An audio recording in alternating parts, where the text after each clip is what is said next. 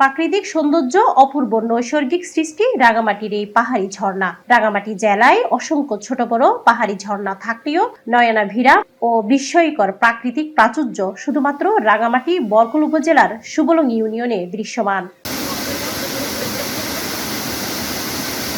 রাঙামাটি বরকল উপজেলায় ছোট বড় অন্তত ৮টি ঝর্ণা রয়েছে।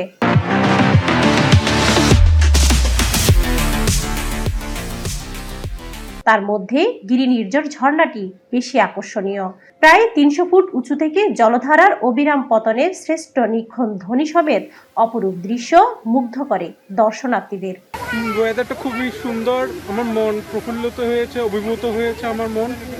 আমার অনেক মজা লাগছে, এটা আসলেই সুন্দর, অনেক ভালো লাগছে, অনেক মনোমুগ্ধকর পরিবেশ, যেখানে আসলে মন জুড়িয়ে।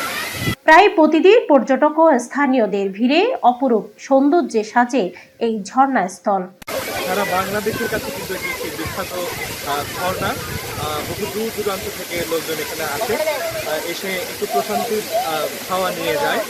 ভালো লাগছে এই মানে ধরে নিয়ে কিন্তু এটা প্রাকৃতিক যে ইয়াতে এসে অসাধারণ।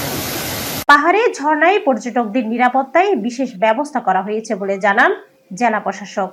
আমরা প্রশাসনের পক্ষ থেকে আমরা স্থানীয় প্রশাসন, উপজেলা প্রশাসনকে জানিয়েছি তারা যাতে প্রথম যে জিনিসটি দরকার সেটি হচ্ছে পর্যটকদের নিরাপত্তা।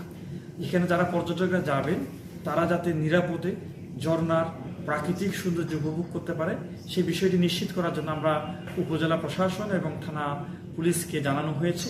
পাশাপাশি আপনারা জানেন যে পর্যটন দেখার জন্য পর্যটন পুলিশ রয়েছে।